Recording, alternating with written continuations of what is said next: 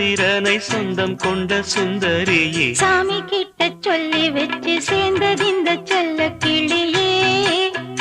இந்த பூமியுள்ள காலம் மட்டும் வாழும் இந்த அன்பு கதையே.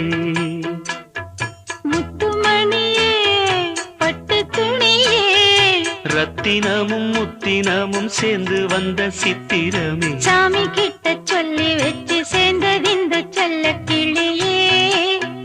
இந்த பூமியுள்ள காலம் மட்டும் வாழும் இந்த அன்பு கதையே.